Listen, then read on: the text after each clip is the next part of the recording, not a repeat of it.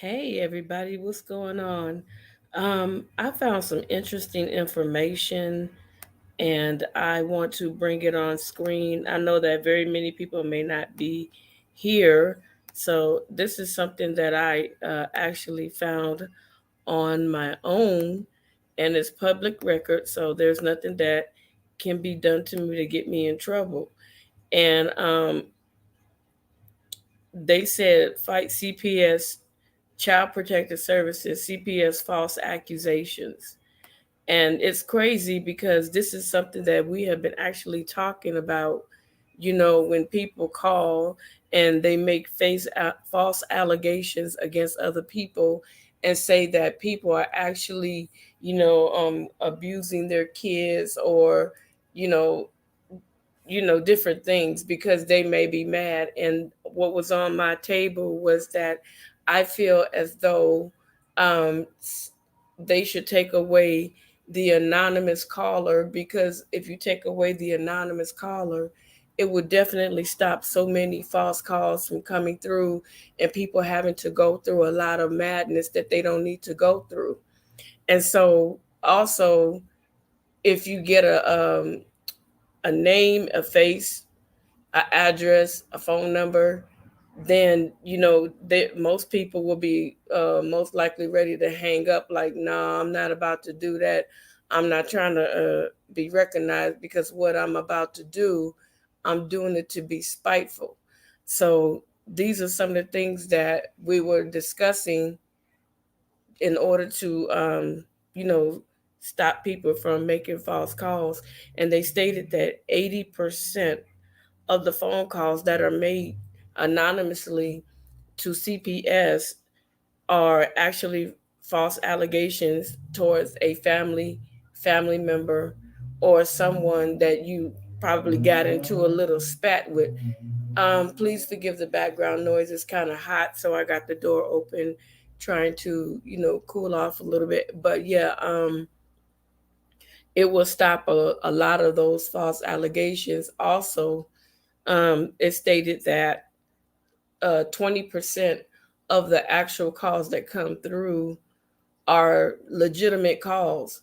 So you have those that are calling CPS with false allegations when you have children that really need to be rescued, but because someone wants to be petty and childish and, as they call it, get back at somebody, you want to waste precious time and money, which I think is absolutely crazy. So if you definitely remove the anonymous caller, then I guarantee you that percentage rate will drop dramatically. You know what I'm saying? So, welcome to whoever's watching. Thank you for joining the live. If you would like to announce who you are, I'd appreciate it. So it says fight CPS, Child Protective Services, CPS false allegations, and it says you are here, and it's talking about the home United States, California. So they're talking about California right now, and California CPS worker with criminal records exposed in the Sacramento Bee, and that's like a newspaper. So it was reported that California have the highest rate of CPS workers that are actually incarcerated for a number of reasons, So it goes down to false allegations, trumping up false charges, padding charges against people. It could be a number of things that actually is going on, that will cause them to be incarcerated. And one thing that I did find out is that not police, I apologize, lawyers and judges, um, if they're not bad judges and bad lawyers, but the good judges, they hate to be lied to. And if they find out that you're lying to them about a case, and once they go through the case and it's proven that you lied as a CPS worker, then you will go to jail for that because you are a state worker and you're under oath when you actually go out and work for the government. So I saw another person, they disappeared really quick. So still welcome. So it says back in 1989, when my infant daughter was taken out of the hospital by a CPS worker, I was aware of at least one person in that department that had a criminal record. He had been convicted of vehicular manslaughter and the death of his wife while he was under the influence of drugs and or alcohol, and spent a few years in prison. When they let him out, he was hired by the county as a welfare co-worker, then promoted to be a CPS social worker. Back in 1989, there wasn't much said about social workers with criminal records. So I'm sure that it rings true today that some of the CPS workers still probably have criminal records that are being overlooked, to get, the job done, So I think that is absolutely horrible, to know that you have somebody that has a criminal record working on your case or trying to work on your case. And now they said time has changed. This week in the Sacramento Bee, published and exposed about CPS caseworkers and social workers with criminal records, the convictions and arrests, with some cases pending, including drug possession, spousal abuse, gang membership, assault with a deadly weapon, and drunk driving. One CPS employee in Sacramento County is a registered sex offender. Last August, one family service worker was arrested for stealing gasoline. So you're hiring people that have criminal history, criminal past. Whoever this is, if you want to join the live, I'm going to go ahead and put a link up so you can join if you want to, because if you want to say something, hold on a second. Let me get the link. Let me see. Hello, everyone. Hello, hello. Okay, so there's the link. Okay, let me see. From Oregon. How you doing, Miss Johnson? I follow Nick and he recommended. Yeah, thank you. Yes, thank you. Yeah, Nick, that's my buddy right there. I lived in the Mojave Desert for 20 years. That place is nuts. I wish I could go down. But I'm so thankful the adopted parents got arrested. Yes, no thanks to you for the information. Thank you. Thank you. And this is the link in case someone wants to come on. Thank you so much. Thank you so much. Let me continue.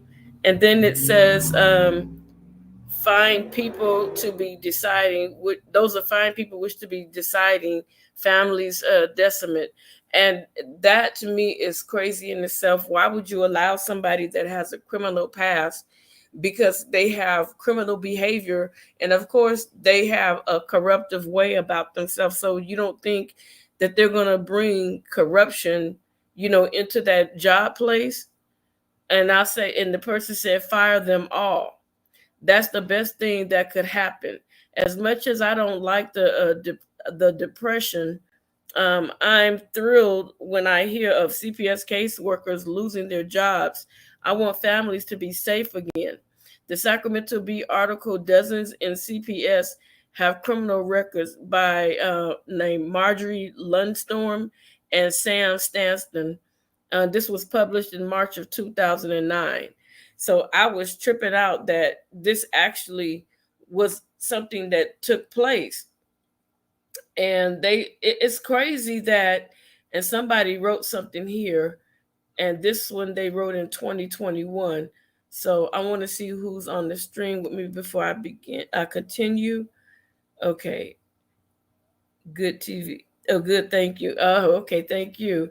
um yeah, we did a live yesterday. I'm trying to keep up with the stuff on CPS because I do other stories in between, but the CPS one is really, which it really got my heart, because there are so many people out there that's going through it, with CPS, and they don't see a way out, and what could I do, and I'm in this situation and I don't know what to do.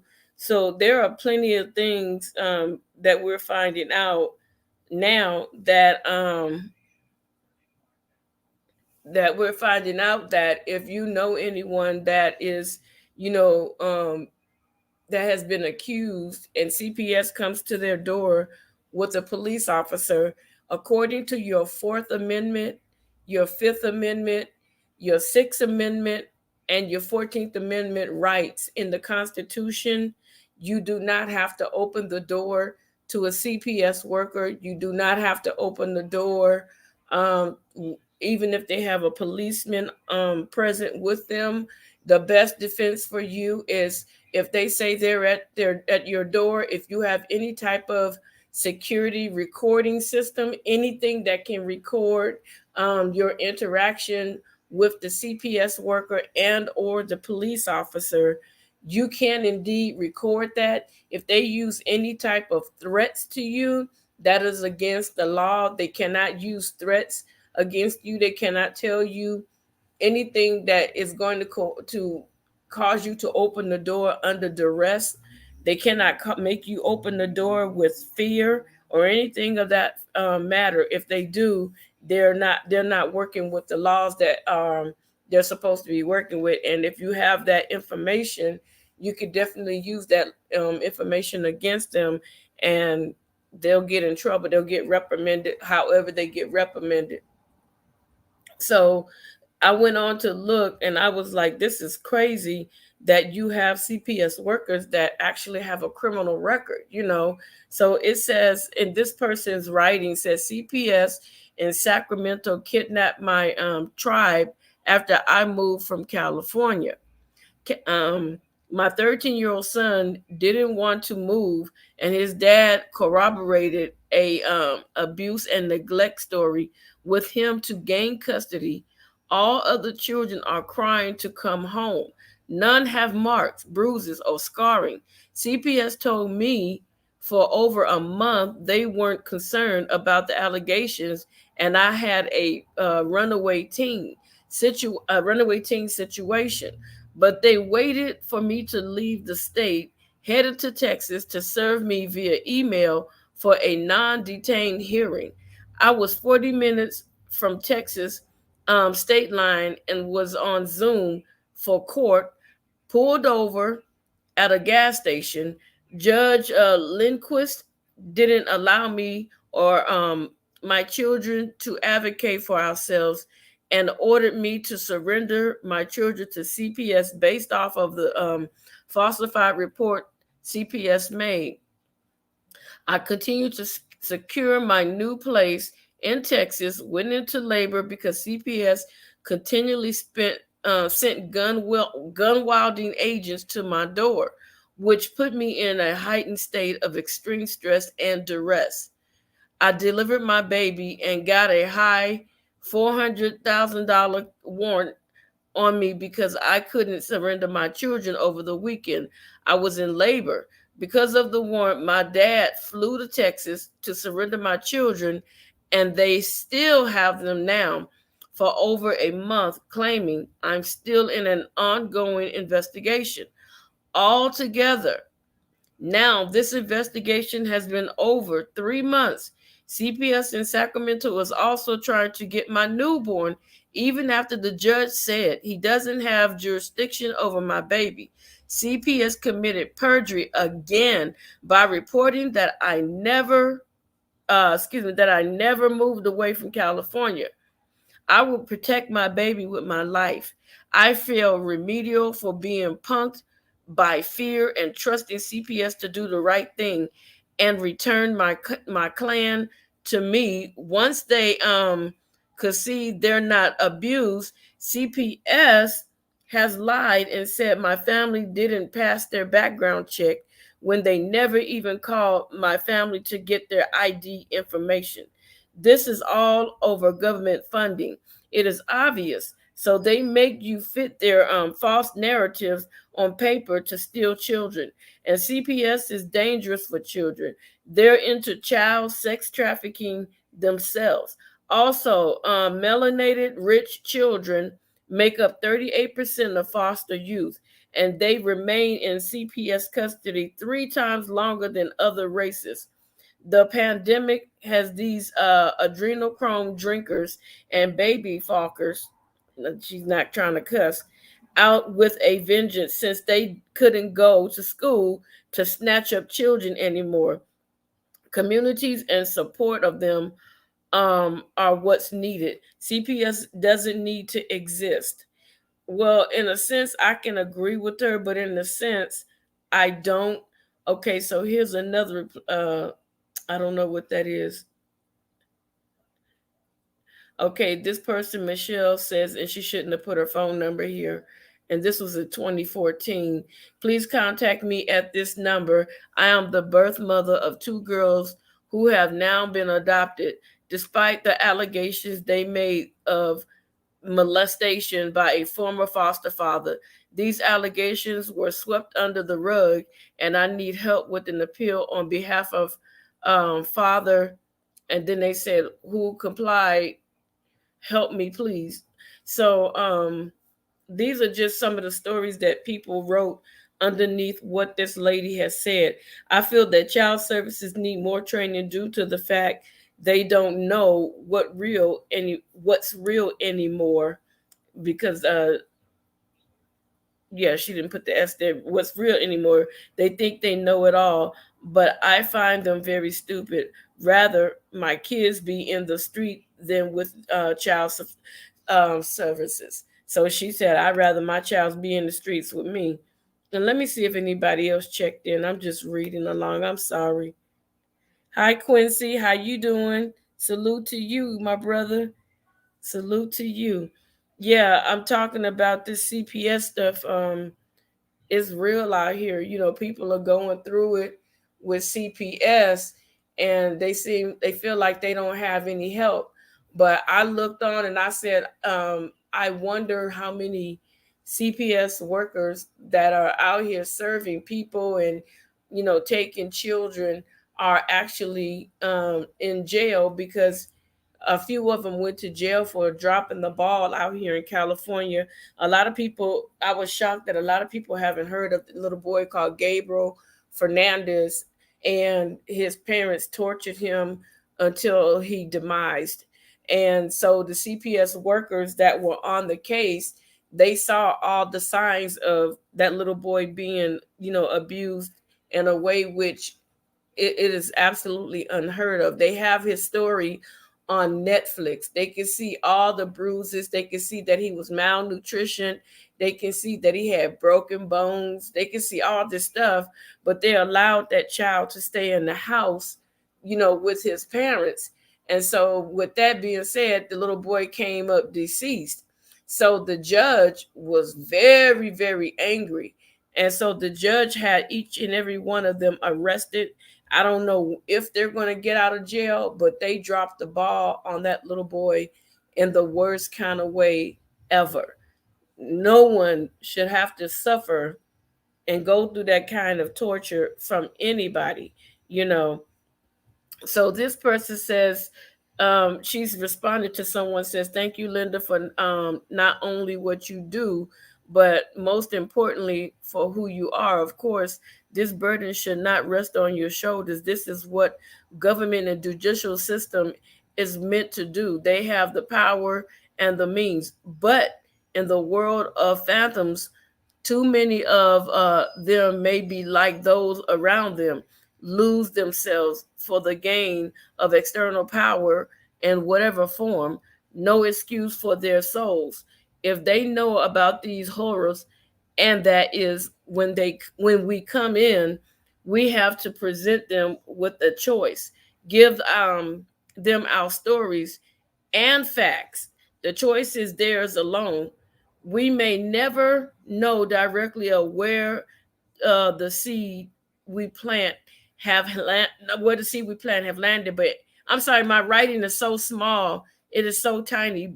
But energy cannot be lost. I don't know what she's saying here.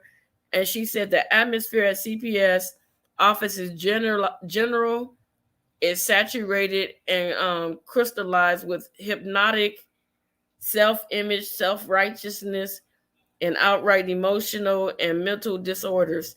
So I don't know where she's going with this. So, that kind of had me at a loss right there. So she um someone else Brandy writes that she's not a CPS worker, but she's thinking about becoming one. And yes, I do believe that there are ones out there that should lose their jobs due to false allegations. But there are really kids out there that have to deal with the abuse from parents, grandparents, whom have substance abuse, or rather just take discipline to another level. How speaks for somebody said how speaks for them. I don't know. Some of this, when they get to writing and missing words, that's when they lose me. But let me see if I can pull this book up. This is what I'm literally going out of. Hold on a second. This is the book that we're doing right now. Hold on a second. Hey Tracy, what's going on? Let me see if I could find my yeah, here it goes. So this is something that we were in, and we were talking about it, and it's the CPS um, handbook. Some people got together and they decided to write a handbook on how you can fight back CPS, and I think it's a pretty good book. They state to this in this book that they are not lawyers, but they have had their kids taken from them through false allegations. And I just wanted to read that real quick, because I was curious about how many, CPS workers are incarcerated, what's going on with the CPS workers and things of that nature. Thank you, Quincy. So I'm gonna skim through a little bit of it. So it does have the table of contents, and it tells you God, I hate that these writings are so small. And it tells you, the different topics that they tackle. And so it's they help you. It says in section 1 of the book, it tells you to never ever trust anyone from CPS or DCF. Never trust them. No matter what they tell you, do not trust them. Pretty much don't have any type of free conversation with them. If they make friendly conversation with you, don't fall for it, because what they're doing is they're trying to trap you. They're trying to trap you into saying things that they can use against you when you have to go to court. So remember, don't say anything. All you can tell them is, I do not consent to a search. I do not consent to you talking to my children. You may not enter my house if you keep trying to force me.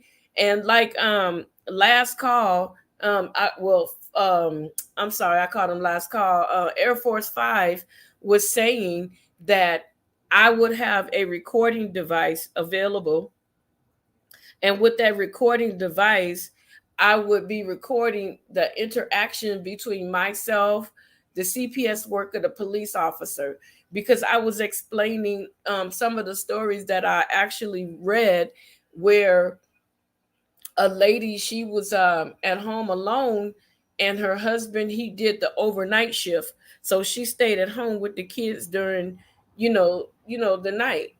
And she didn't work because she had lost her job a month prior to the CPS situation. So what happened, and somebody might have already heard this before, what happened was her husband gets off at 5:30 a.m. And so she fed the kids. She had a really bad headache. And she was like, well, I'm just going to feed the kids and we're going to go to bed. They went to bed early. And around 3 o'clock in the morning, she woke up to her pillow being soaking wet. And she was like, what the heck is that? So I'm assuming she turned the light on to see what it was. And when she looked, her pillow was soaked with blood, and blood was pretty much pouring out of her ear. So she panicked, and she called her husband's boss at 3 a.m. And of course, he didn't answer the phone. So her next decision was call 911. So she called 911. The police officer shows up and he sees her bleeding out of her ear. So the first thing he says to her is, with a nasty attitude, you're a cutter.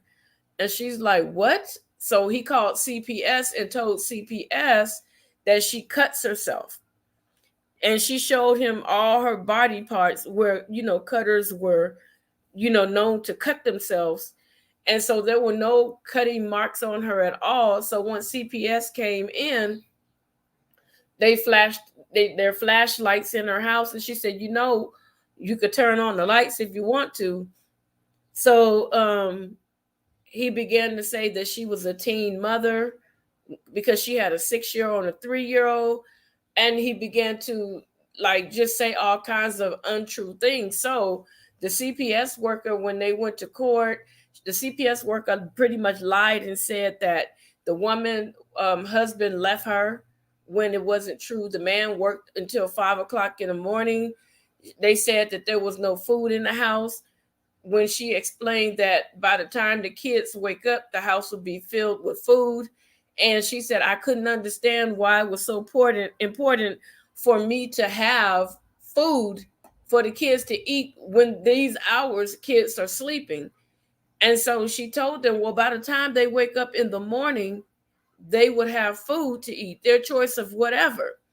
They went ahead and took the kids out of the house, placed the children with her husband's aunt, which was a far, far worse place, because not only was the place dirty, there were ashtrays with ashes everywhere. The kids no longer had their own separate bedrooms, but they had to sleep up in the attic.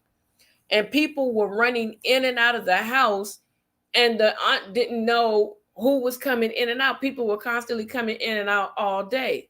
So anything could have happened to those children in the custody of the father's aunt.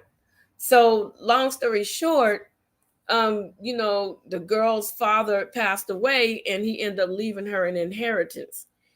But this case was still ongoing. So what she did was she made a phone call to them once she got the money in her account and she was secured. And so she called the social worker that started this whole mess and told her, I need you to listen. I need you to take notes, because what I'm about to do, you're going to need this. She said, I'm about to hire the most ruthless son of a bitch lawyer out there, and he's going to come after y'all. And she said the very next day, they dropped the case on her. Can you believe that? All this for nothing. The lady didn't do anything. And they still wanted to say that she punctured her own eardrum just to get attention. These are some of the things that these social workers and these policemen do. They come in with this puffed up attitude.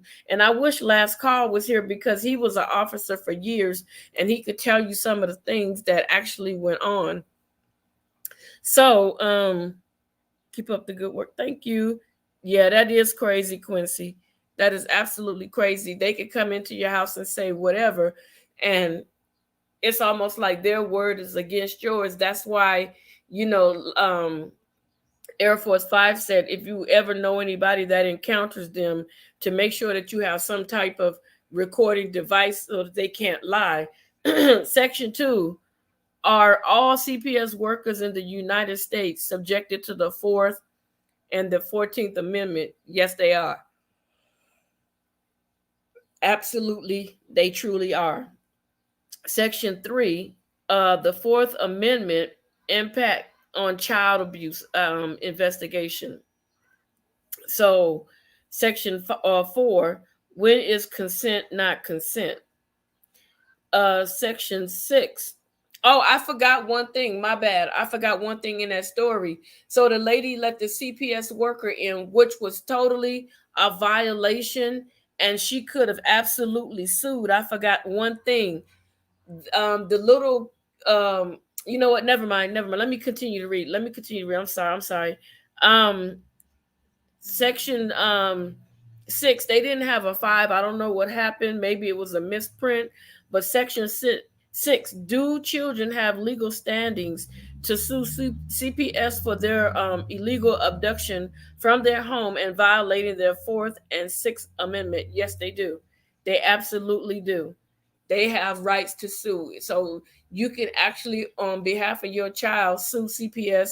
And another thing that people didn't know, the police officer that came out with the social worker can also be sued as well. So you can sue the police officer, you can sue the social worker, and you can sue the government where the social worker works. Because there have been cases where people have actually sued them and have been awarded over $150,000 in financial payments because of what they have done and what they did to the family. Let me see. Number 7, Section 7 is Summary of Family Rights, Family Association. Warrantless entry is Section 8. Number 9, Section 9, Due Process. Section 10, Seizures, Child Remover. Section 11, Immunity. Okay, sometimes my screen acts crazy, so let me see. Section 12 is Decision of the United States Supreme Court upholding parental rights as fundamental. Okay, so I'm gonna just give you a little briefing. They gave a preface right here, and I try to go over this a little bit. This is only a guide to your constitutional protection in the context of an investigation of alleged child abuse and neglect by Child Protective Services, CPS. Every state has variances of CPS in one form or another. Some are called DCF, some are called DHS, some are called DSS, some are called DCYS, some are called DCFS, some are called HRS, some are called CYS, and FIA, collectively known as CPS. For the purpose of this handbook, the material in this handbook should be supplemented by your own careful study of the Fourth and the and the 14th Amendment and other constitutional protections that are guaranteed even in the context of dealing with CPS. So you have the Fourth, the Sixth, the Fifth, and the 14th, and they said there could be other ones that you could use, in court. So I'm gonna skip down. Hold on, let me go down some more. um I did the introductions. You as a parent or caregiver must know your rights and be totally informed of what you have a legal right to and have the to express, whether you are a parent caught up in the very oppressive, abusive, and many times unlawful actions of CPS, or if you have never been investigated by CPS. Many individuals come to the wrong conclusion that their parents must have been abusive or neglectful for CPS to investigate. This is just a myth. The fact of the matter is, over 80% of the calls phoned into CPS are false and bogus. And I said that earlier. So that means the 20% that are not being handled are the real calls. So the 20% that may need help, the 80% is over there helping the bullcrap calls when there are 20% that really need it. The kids are being abused, neglected. The parents are on drugs. The kids are being left at home. The kids are being assaulted in all types of ways. The kids are being fondled with.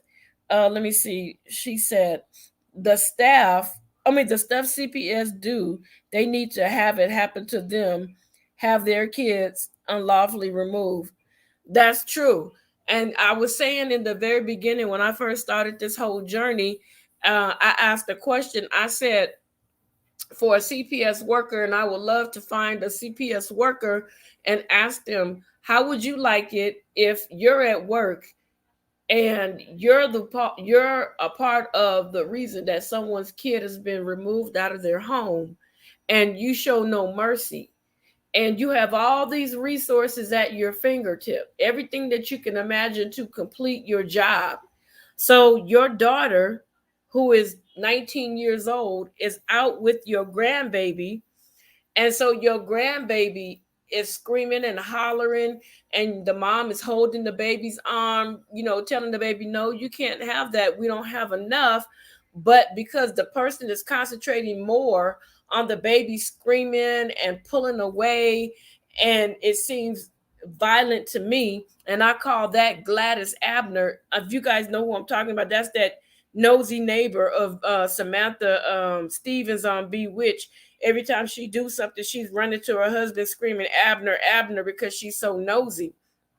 So the person calls CPS and they write down your license plate, and you're like, you calmed the baby down and said, we'll go to McDonald's. Okay, the baby agrees. You guys are going to McDonald's. Now the baby's happy. Now, 5 days later, which is the magic number, they always show up 5 days later to somebody's house. 5 days later, you get a knock on your door and you're getting ready for work as a CPS worker yourself. And they're telling you, we're here to investigate your daughter on allegations of child abuse. As a worker. Okay, now remember, this worker has all the resources at their fingertips, okay? They were a part of somebody else's child being removed out of the home. Let's remember that. So you're like, wait a minute, hold on. I work for CPS. You're like, hold on a minute. You close the door. You don't invite them in because you already know the rules. So you go and you get your badge and say, I'm a CPS worker, and I doubt that the allegations are true.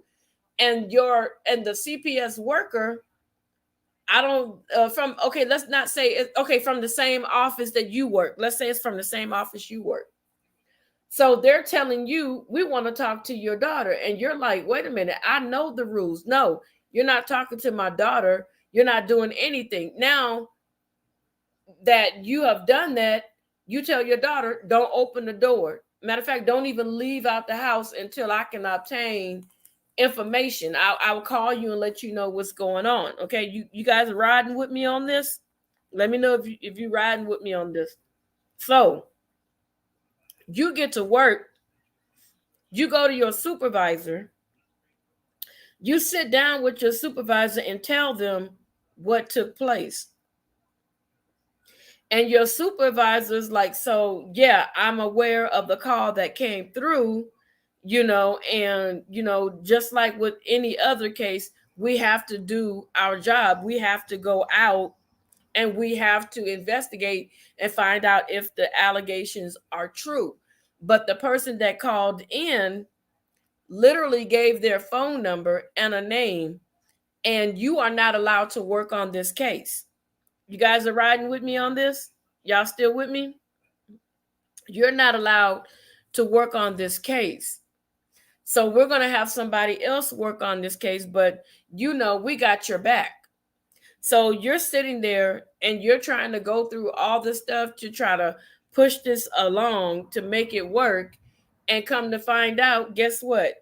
Are you going to stay with your job, or are you going to allow them to take your grandchild away from your daughter on something that looked like abuse, which was not abuse? And your daughter told you the whole story, that the baby started crying, but once you gave him McDonald's, he was fine. So what are you going to do? Are you going to keep your job, or are you going to fight for your grandchild? So once you get put in that position, all those resources that you had to help somebody else to have their child removed out of the house, your supervisor instructed everybody not to allow you to use any of their resources because your family is now under investigation. What are you going to do? What are you going to do? So if social workers are put in those same predicaments, I guarantee you that they would have a change of heart on how easily and how quickly and how they lie and manipulate to get those children out of the house. I guarantee you that it would all change in a twinkling of an eye. So we don't normally know what it's like until we absolutely have to go through the whole situation ourselves. But I just wanted to say that because it was mentioned, by Tracy. So let me continue. And so I'm just skimming through because we've already read the majority of this. If CPS lies to the investigator, I believe this is the investigator, the AAG, and the judge to get a warrant, and you can prove it, that also is the Fourth and the 14th Amendment rights violation, which is a civil rights violation under I forgot what this is called, the double S, the stacked S's, 1983, and conspiracy against rights covered under the 1985. If a CPS official knocks on your door, has no legal warrant, you refuse them to enter, okay, and the worker then threatens you and say they will call the police on you, this is also illegal and unlawful in for them to do. They're not supposed to do this. They're not supposed to coerce you in any type of way with threats. This is a no-no. They're not supposed to use intimidation either. So if they do and the police is there and he does it, the police and the social worker can and shall be sued.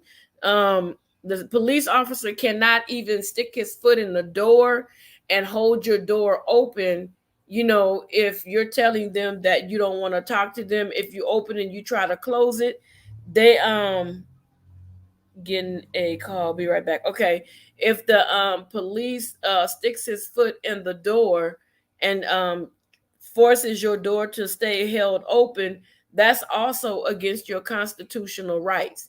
They cannot do that. Okay. And then it says, remember, CPS officials will not tell you your rights. Okay, you have rights, and CPS does not have legal right to conduct an investigation of alleged child abuse or neglect in a private home without your consent. In fact, removing a child from your home without your consent, even for several hours, is seizure under federal law. Speaking to your children without your consent is also a seizure under the law. If CPS cannot support a warrant and show that the child is in imminent danger along with probable cause, CPS cannot enter your home and speak with your children. Remember, anonymous calls into CPS are never probable cause under the warrant clause. And even if they get a name and a number from the reporter on the other end of the phone, that also does not support probable cause under the law. CPS must, by law, investigate the caller to determine if he or she is the person who they say they are, and that what they're saying is credible. The call alone, standing by itself, is insufficient to support probable cause under the law. Many bogus calls are made by disgruntled neighbors, ex-spouses, or someone wanting to get revenge. So CPS needs to show the same due diligence as the police to obtain sworn statements. All CPS agencies across the country have an exaggerated view of their power. Okay, what you think is or is not abuse or neglect, CPS has a totally different definition. The definition is whatever they want it to be. DCF will lie to you, mark my words, you guys, and tell you that they can do anything that they want to do and have total immunity. So they cannot do anything they want. They do not have total immunity. They cannot. Okay. Tell that to the half dozen of social workers currently sitting in jail in California. See, that's why I was looking it up, because they said a lot of social workers in California are in jail because they do use bully tactics. Like, for instance, I know that people are totally aware of the California City Boys, the ones out here. Some people are aware, some people are not. The California City Boys, they were taken out of their mom's home, well, from their mom at the hospital, because the doctor made the wrong assumption. The mother was at work when the child was injured, and so they took the child from the mother, end up allowing this family to adopt the children, And I'm just paraphrasing. Now those kids are no longer with us. Those parents now are incarcerated waiting trial for May the 23rd of this year to see what their fate is going to be. So what they did was they dispose of those kids, and then they end up making a bogus emergency call to the police, and those kids were allegedly deceased 3 months prior to them calling the police. So this is a whole mess right here, and I'm definitely going to follow that story. So let me continue. And I'm just going through because I don't want to keep repeating everything that we went over yesterday. When an investigator expressly or implicitly, I can't say the word, convey that failure to accept a plan will result in the removal of the children for more than half, then you know what, for more than a brief or temporary period of time, it contributes a threat sufficient to deem the family agreement coerced and to implicate due process rights. Okay, so you cannot tell somebody they're going to take the kids out of the house up until they do their investigation. It's basically what they're saying. Um, this person, Paul Mayer, gave DCFS 60 days to develop constitutionally adequate procedures for families to contest the safety plan. Diane Redleaf, one of the plaintiff's attorney, said about 10 families were involved in the court case, but that Paul Meyer's decision would affect thousands of families who agreed to safety plans each year. Instead of protecting children, the state is actually destroying families and hurting children, Redleaf said. Diane Jackson, a DCFS spokeswoman, said Paul Meyer's review of safety plan was limited to 2002 and before and didn't consider changes since then. We have definitely made changes, said Jackson, declining to be more specific until DCFS can report to Paul Meyer. Okay. Cook County Public Guardian Robert Harris applauded Paul Meyer's decision. No real due process. It's abridging both the children and the parents' rights to have that amophoric safety plan that could go on forever, he said. There is no real due process. There is no procedure to complain unless you have some money to hire a lawyer.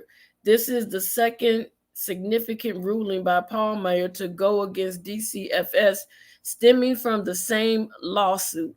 In 2001, she found that DCFS investigators often made findings of child abuse on little evidence, unfairly blacklisting professionals accusing of wrongdoing.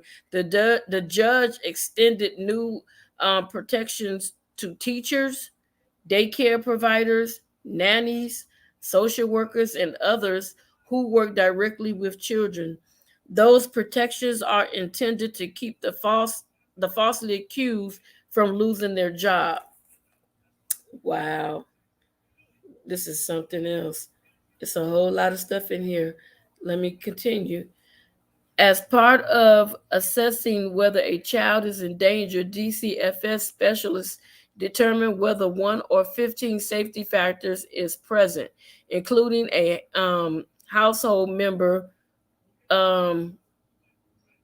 is violent or sex abuse is suspected. Okay, for DCFS to determine a child to be unsafe requires a finding of only one safety factor, some of which require little or no evidence of risk or of harm, a fact that drew the criticism of plaintiffs. But Paul Meyer defended that practice, concluding that it is not improper to DCFS to err on the side of caution given the significant state interest in protecting children from harm. but the plans can't remain in place indefinitely, she said. According to the decision, one daycare worker accused of improperly touching a child was forced out of his own home for nearly a year before a judge, dang, that's crazy, at an administrative hearing cleared him of the charges based in part on information available early on. So even teachers can be accused of heinous stuff that they never even done, and this man had to move up out of his house. Patrick, the father from Skokie, spent 11 months away from his 3 children and wife, missing their birthdays and a wedding anniversary. Even though the allegations concerned his workplace, a DCFS investigator threatened to put his children, a boy then 10, and 2 girls, then 12 and 13, in a foster home unless he moved out of their home, Patrick said Monday. He went home, grabbed a few belongings, and later moved in with his sister in Chicago. I was put out on the street, said Patrick, crying. I was just totally violated. It wasn't until a month later that he was able to explain the circumstance to his children after the caseworker allowed a visit. Heart-wrenching goodbyes. Soon, the father was able to see his children at church and later had supervised visits. The goodbyes were heart-wrenching, Patrick recalled. I would have, I would have to come here after my wife got off work, and then I would have to leave, the father said. It was really emotional every time I left, every single night, and my kids didn't understand why I had to leave. They were very confused and very hurt. They still are. At the time, his son was acting up at school. His daughter cried in class, their grades failing, he said. After he was cleared of the allegations in December of 2001, Patrick was unable to find a job in childcare. Despite about a decade of experience, the lengthy separation changed his relationship with his family, he said. I never got any type of apology and any type of thing. I never got any type of apology, any type of thing to say your kids might be messed up. Let us give you counseling, Patrick said of DCFS. So they just wanted to give him counseling. He should have turned around and he should have sued because he was absolutely innocent. Okay. So in another case, James Redland, a teacher, was accused by a passenger of inappropriately touching his son, Joy, then 6, who suffered from a mild form of autism during a metro train ride to the Field Museum in the summer of 2000. Joy's mother, Susan Redland, said Monday that her husband was tickling their son, carrying the boy on his lap and holding him up to look out the window. DCFS required that the father not acted as an independent caretaker for his son until the case was resolved, effectively leaving the family prisoners in their own home, according to the court rulings. Joy's mother, responsible for supervising her son under the safety plan, has multiple sclerosis and uses a wheelchair. My husband and son could not be out of my sight, she said. The husband was cleared of wrongdoing by September. Until then, father and son were forced to forego trail hikes, carnival adventures, movie outings, and plans to teach Joey how to ride a bike. Whew, it made Jim awfully leery of being alone with Joey, even hugging him, even holding hands. Susan Redland saying that was the worst. If I ever enjoy hugging my son, I am a pervert. Just Sunday, Susan Redland said she was out with her son and was about to swat him jokingly on the rear when she stopped herself.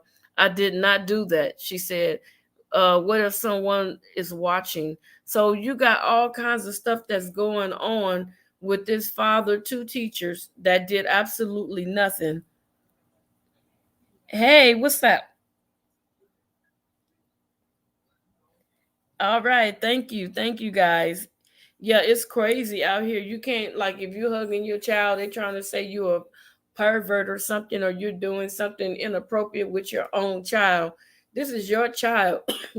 How are you to tell me how to raise my own child? And most people that make all these allegations and say all these heinous things, they don't even have children. Like they tell, I don't believe in discipline, with hitting or anything like that. But you have a woman that has never even, had a child, telling people that it's against the law to discipline your child. How do you know? That's why you have a lot of these kids out here that are so disrespectful, telling their moms and dads to shut up and all types of stuff, and they're just out of control. But I don't think that anybody should tell you how to discipline your child.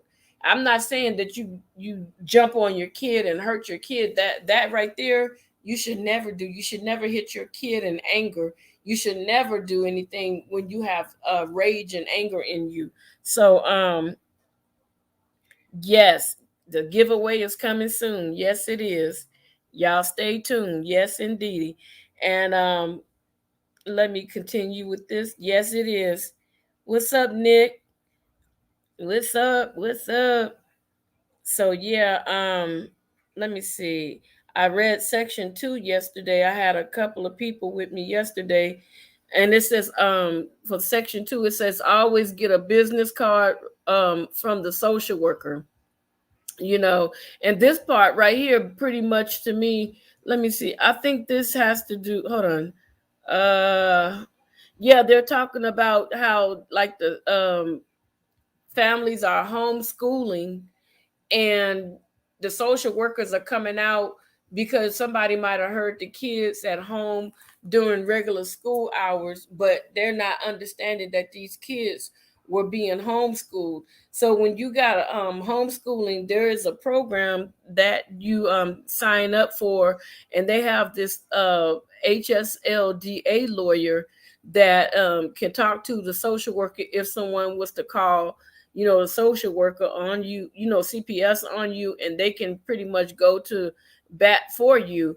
But sometimes, depending on the person's allegations, you might have to end up hiring your own lawyer. So this is what they're talking about: people that have they are homeschooling their children. And I read that yesterday. So you can look at the video from yesterday. I'm not gonna go back over all that. It's a lot of information. Okay, so let me see. Yeah, that's what it's talking about. It's talking about oh yeah, and I wanted to read this part to you also, and because I was telling you about police threats and things like that. They said if a police officer says, "If you don't let us in your house, we will break down your door." A parent who then opens the door has not given free voluntary consent. If a social worker says, "If you do not let me in the home, I will take your children away," a parent who then opens the door has not given free and voluntary consent. Threats to go get a pickup order negates consent. Any type of communication which conveys the idea to the parent that they have no realistic alternative but to allow the entry negates any claim that the entry was lawfully gained through the channel of consent. So if I was a police officer and I said, if you don't open this door, I'm gonna come in and I'm gonna take your kids out of the house and I'm gonna arrest you, that is totally against the law. And they do use those tactics. So the reason why I'm doing this is to let people know you do have rights. You do not have to let them in your house. You could be sitting on your couch with your child running around the house, and your door could be you could have a screen door, and they could tell you, you better let me in. They do not have to let you in. Turn your cell phone on and start recording. Because if they're as arrogant as you may assume they might be, they're going to throw more threats They're going to talk really crazy to you. Don't even let them. You can say, you know what, this whole time, keep your recording going. This whole time I've been recording you. And you can even shoot it live, because sometimes if they figure out that you're recording them, they can grab your phone and break it, but they can't do anything if you're live and you're broadcasting this live with their threats, because it's going to go all over social media. Right. Show me a warrant signed from the judge. Exactly. Exactly. You are so right. You have to have a warrant before you enter my house. You cannot just go in. And somebody made the comment that if you go outside your house, they still can't do anything to you. They still can't do anything. They can't touch you. They can't violate you or anything, because if they do, they're going against your constitutional rights. And they're saying that the police won't have any immunity. You can sue them. Like I said earlier, there was a case where a police and the government and the social worker, they all got sued up to 150 plus $1,000 because they took their power too far. So yeah, you can sue. So know your fourth, your fifth, your sixth, and your 14th Amendment rights if you have to deal with social services, meaning CPS, whatever they are called in your area. So that way you won't get caught up, and they won't be able to play games with you. And that's the sad part, because they like to play games with people and make people think that they're superior. You're not superior over me. I have rights, and if you violate them, I'm definitely going to go after you and make sure that you don't violate me anymore. And I had did a story a few days, I guess it was last week, where there was a single mom, and she was at home and she was doing some cleaning. So she sat the baby in front of the television. And when she sat the baby in front of the television, there was like a broom, and she had two dogs. And so the dogs were roughhousing, playing around. So the broom fell down, and the sound of the broom falling scared the baby. The baby started crying. The mother picked the baby up and then put the two dogs out. And then she consoled her baby and continued to play with the baby, and, read books and do different things. And so the neighbor made a phone call and said that she heard the mother hitting the baby with a broom. So I did a example where I dropped the broom, and the broom crashed down on the floor like really loud. And then I did an example of a broom allegedly hitting somebody's flesh, and you cannot hear that from next door. You absolutely could not hear that, even if you tried to. So, long story short, the CPS came out 5 days later, and the lady was like doing, cleaning the house, and it was a little disheveled. So they took it upon themselves to come in, CPS worker, because she didn't know her rights, and they went into the room and closed the door behind her and started talking to the baby. So, back in the day, they used to call marijuana Mary Jane. So the baby started talking about Mary, Dick, and Jane, and Mary Jane, referring to a book. So the next thing you know, they're carrying the baby out, talking about, oh, the mother was smoking drugs. So the police and the social worker took the baby out the house. And long story short, the mother ended up winning because they violated her rights. Because, for one, they are never allowed to talk to a kid without a parent, present. They violated that right. Then they made up false allegations. She did drug testing, hair samples, fingernail samples, and there was no drugs in her system at all. So they outright lied on her, said that her house was dirty when she was cleaning. So they got in a lot of trouble, and of course they were sued too. So there's a lot of stuff that people can do, and it's a lot of people that I've noticed that have reached out to me via email and told me thank you, because they are dealing with CPS right now, as we speak. And I think it's really sad that people have to go through this, because you have those people that take their power way too far, and when you get a job and you have that type of power, actually, excuse me, you need to calm yourself down and pay attention to the job and do the job right, because you could be sued. The situation could turn around, and it can knock at your front door. What are you going to do as a CPS worker? Matter of fact, what are you going to do as a cop if you're at home and somebody put false allegations on one of your kids, and then your fellow cop comes and say, well, man, I know we work together, but I got to do my job. Then what? Not until you're put in that situation will you understand that you're doing something that's against somebody's rights. Not until you're put in that situation will you understand how it feels. So we, even speaking on CPS, we still got to be careful, even as people in general. You got to be careful how you treat people. You got to be careful what you do to people. You got to be careful how you speak to people.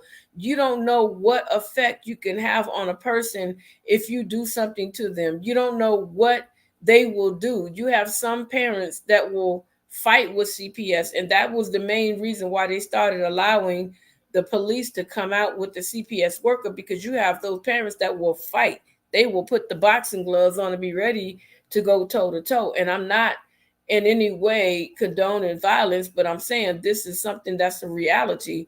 And I've been watching a lot of court cases with dealing with CPS, and the court cases that I've been watching have been more on the positive side, and they want to do reunification with the parents. But the parents, one case was the lady had a son. She and her child's father ended up on drugs, and so the baby ended up being taken away. So the father, of course, because the child was taken away, he went ahead and he was complying with CPS. He did the drug program. He's testing clean. He's doing everything he's supposed to do. He's working. And they asked him, have you seen your child? And he said, no, I haven't seen my child in 2 years. She broke up with me 2 years ago, and she was not allowing me to see my child. And so they asked her, okay, when she got on Zoom, they looked at her and they said, why did you dye your hair? And she said, I always dye my hair.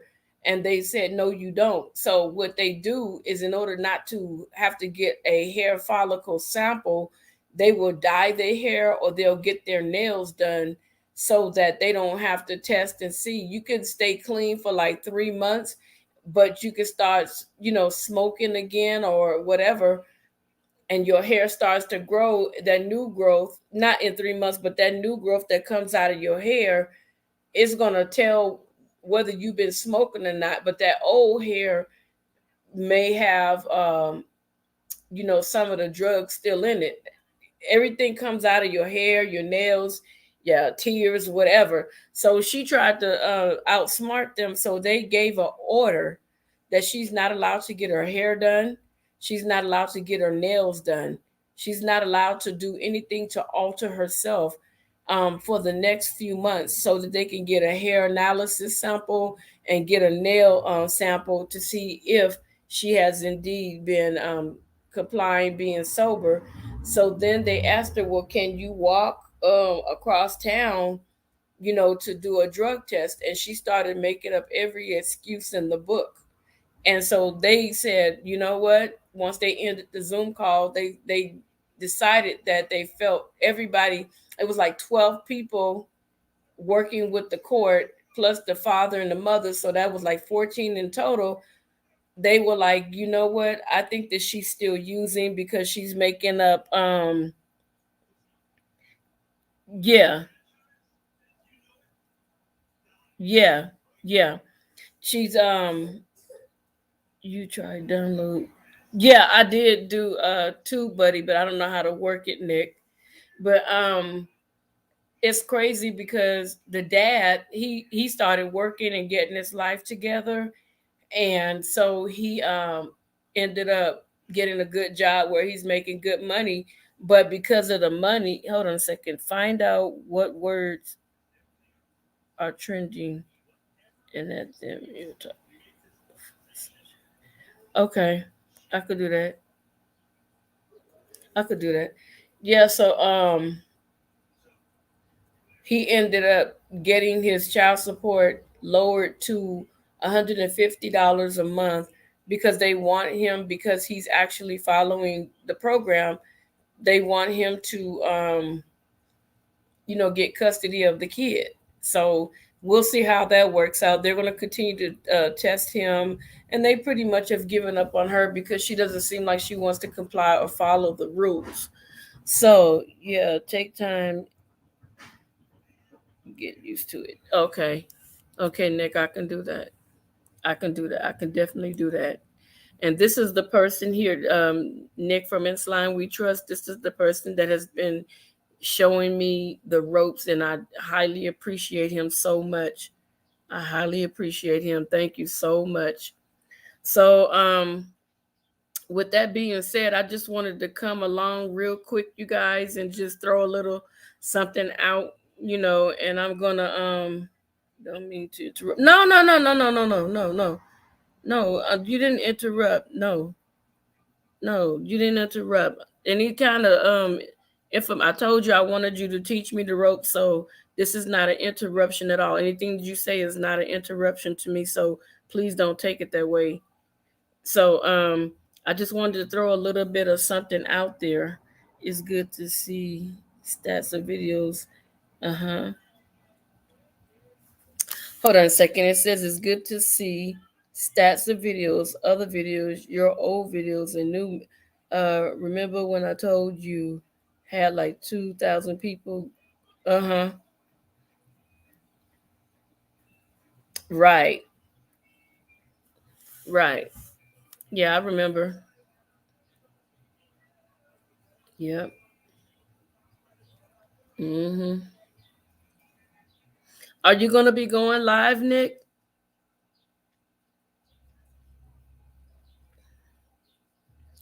So I know this writing is kind of tiny, you guys. I tried to make it big, but for some reason, it's not getting big. So I wish you guys could see it. That's why I'm trying to read over it for you. Nick, are you going to be going live today?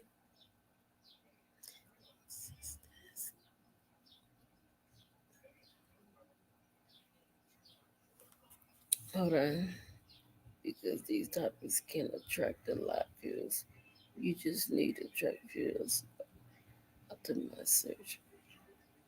You want to come on a panel and just talk, or because this is cool. I appreciate all this in the morning. Okay, okay, yeah, in the morning. Okay. Yeah, I tried to make it big. It's small on my end too, so that's why I'm like, wow, what's really going on? And that's why I'm like trying to put these words. So there are two extension, two buddies. Hold on, you guys. I'm trying to read this information. I need this information.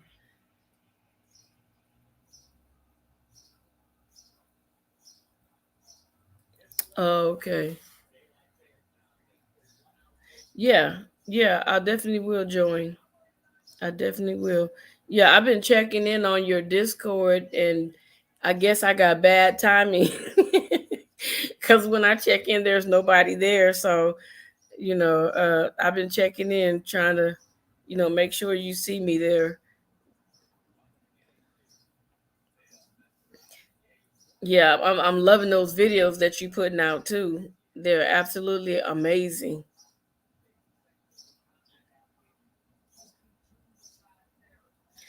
Okay.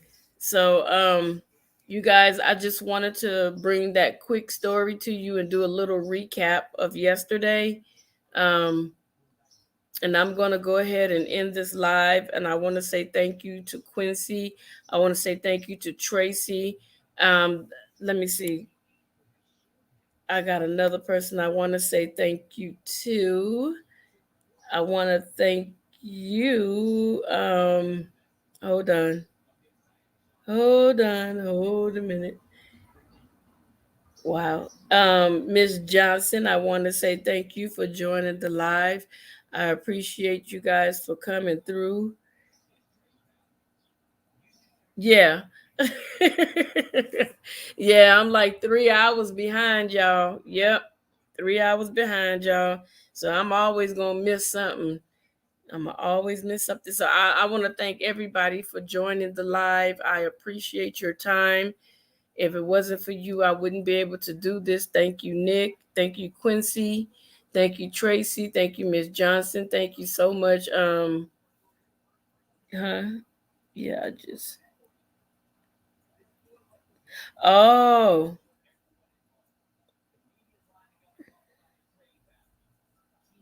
okay.